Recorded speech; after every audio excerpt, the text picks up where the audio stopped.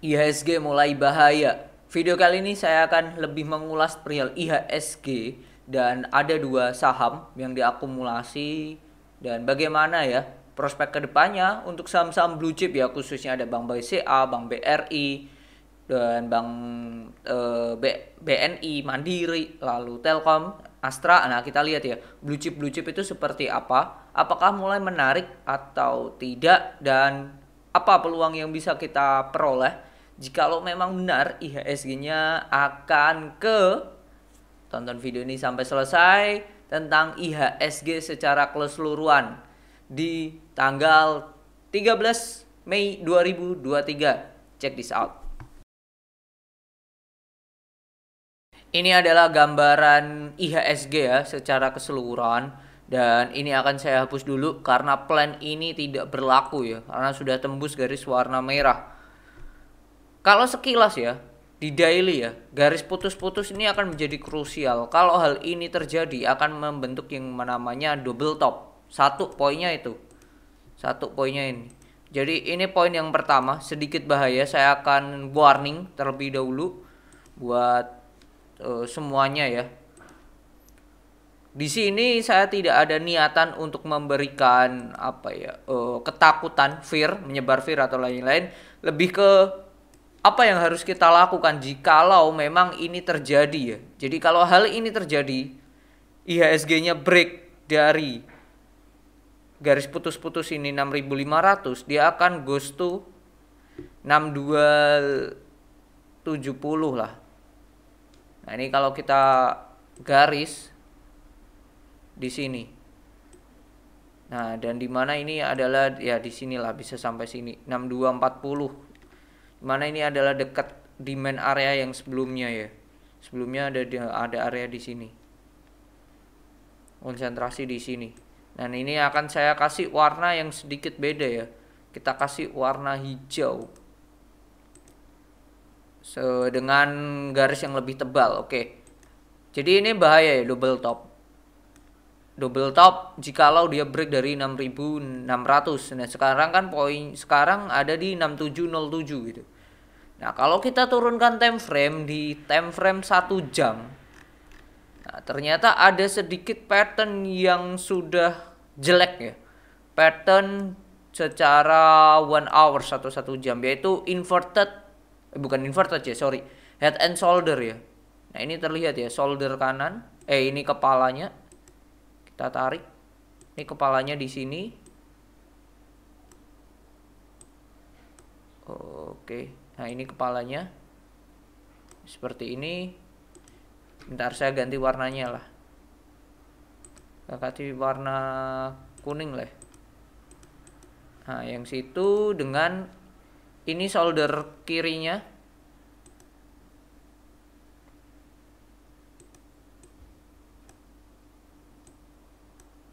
Nah, ini di sini.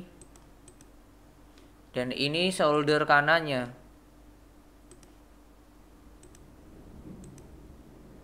Dan ini sudah tertembus dari garis warna merah ini 6761. Targetnya kemana? Nah, ini targetnya 6761. Nah, kalau yang ini targetnya bisa sampai di range ini, atau bisa dikatakan nutup gap sebelumnya. Ini ada gap di sini. Nah, bisa aja ketutup dengan garis ini. Pattern 1 jamnya itu di 6561. Dan ini akan menjadi titik perjudian ya. Titik penentuan lah. Garis warna biru deh. Oke. 6562 ini akan menjadi titik temunya ya. Ada dua hal ya. Dan ini sudah turun, terus dia sudah retrace naik sempat kemarin dan akhirnya turun lagi gitu. Dan ini possible untuk tembus sampai 6562 ya. Kalau sampai 6.600 doang terus retrace tuh hal yang bagus sih. Tetapi itu target sudah capai ya. Jadi targetnya bisa sampai maksimalnya bisa sampai 6562 gitu. Apakah setelah target 6562 ini dia akan mantul naik? Nah, itu kita lihat ya seperti apa nanti buangannya di 6.600, buangan tembus 6.600.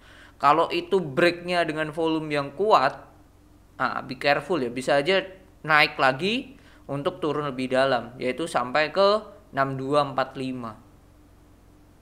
Nah, nanti akan menjadi penentuannya ya di range 65 60 670. Jadi penentuannya ya, kalau saya tulis, wait bentar.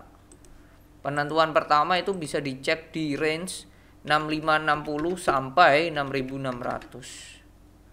Kalau hal ini tembus akan menuju ke 6245. Nah, garis-garis ini IHSG di sini ini hal yang krusial banget gitu. Apakah possible untuk ke sana? Menurut saya akan mengatakan sangatlah possible sekali ya. Secara data ya, IHSG kan dipengaruhi oleh blue chip ya. Kita lihat top blue chip di Indonesia, top market cap di Indonesia, yaitu Bank BCA ya. Bank BCA ini sudah break dari resistennya yang support sebelumnya ya, yaitu 8875, udah ketembus. Volume juga udah lumayan gitu. Selama seminggu ke belakang, sejak tanggal 8 ini juga dia udah netral. Dan retail sudah mengkoleksi terus ya. Ya ini menunjukkan bahwa retailnya dibayar ya. Secara bandarmologi ini kan kurang oke gitu. Ditambah kalau kita aktifkan MA200 garis uptrendnya, nah ini bisa aja dia akan menutup di gap di sini. Ini saya gambarkan sebelumnya udah pernah ya. Bisa aja penurunan ini sampai ke titik gap ini di high-nya di close berapa ini? 8.500. Nah, bisa aja sampai 8.500 ini. Bentar, saya taruh di 8.500. Bertepatan pula dengan garis MA 200 gitu. Jadi possible banget ini buat ke sana. Kalau hal ini terjadi turun ke sana, ya possible juga IHSG-nya untuk turun. Untuk Bank BRI ya porsinya gede banget soalnya Bank BRI untuk IHSG. Lalu selanjutnya ada Bank BRI gitu. Bank BRI ini termasuk top market cap nomor 2 ya. Secara bandarmologi pun dia distribusi kecil ya. Distribusi kecil. Nah, kalau saya lihat dia waktu naik ke sini aslinya tekanannya kenaikan ini agak sedikit dipaksakan ya menurut saya, karena beberapa kali ada tekanan jual yang kuat ya.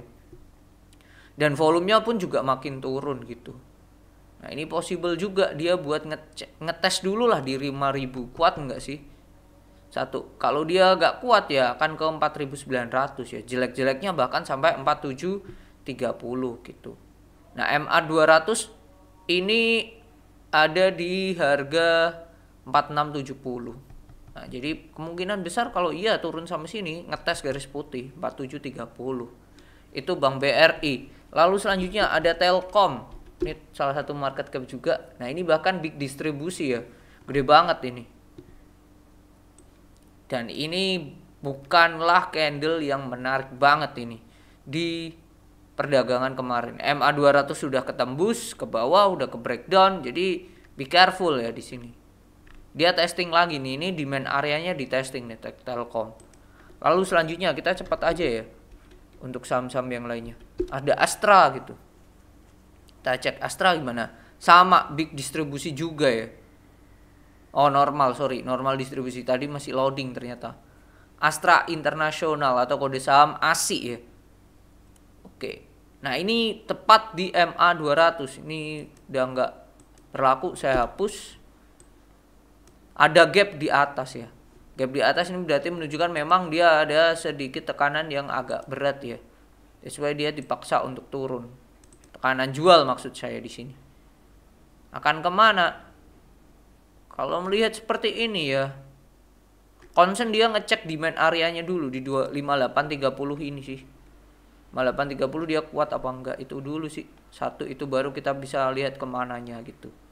Nah, lantas apa saham-saham yang bisa dijadikan patokan? Bukan jadikan patokan sih, bisa dijadikan sebagai watchlist untuk apa ya, bisa dikatakan trading jangka pendek saat IHSG-nya lesu atau sebagai balancernya si IHSG. Nah, ini IHSG udah di bawah MA 200 juga, jadi agak bahaya. Oke, yang pertama itu ada Goto Internasional, Gojek Tokopedia, sorry. Goto, Gojek, Tokopedia. Ini small akumulasi nih. Dan retailnya pada jual.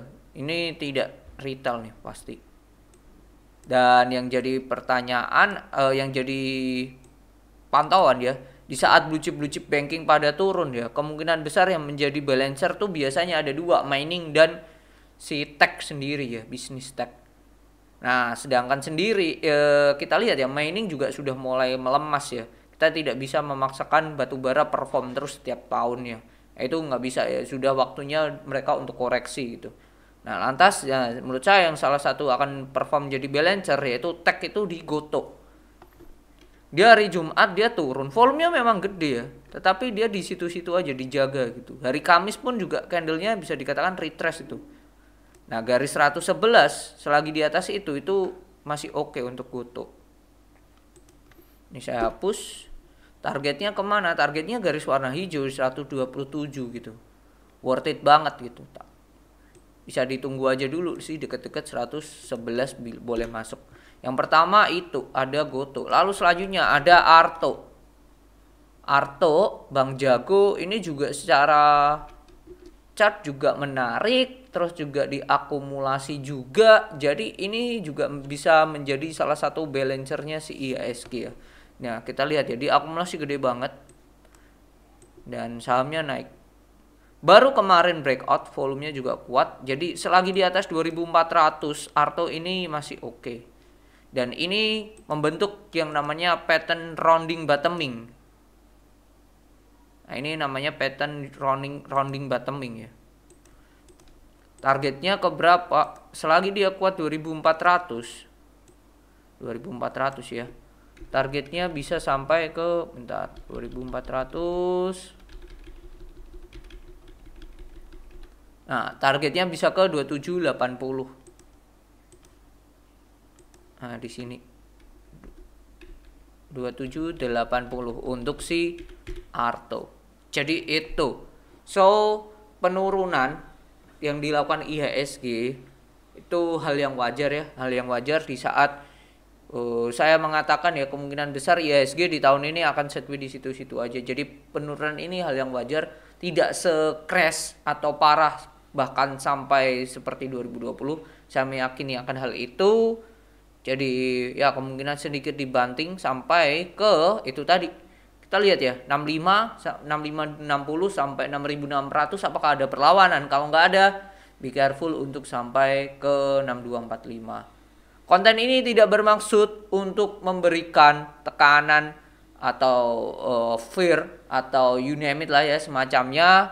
Jadi hanya sebagai bentuk mawas diri kita dan aware dan tahu, dan hendaknya kita lebih aware dalam menyikapi harusnya seperti apa.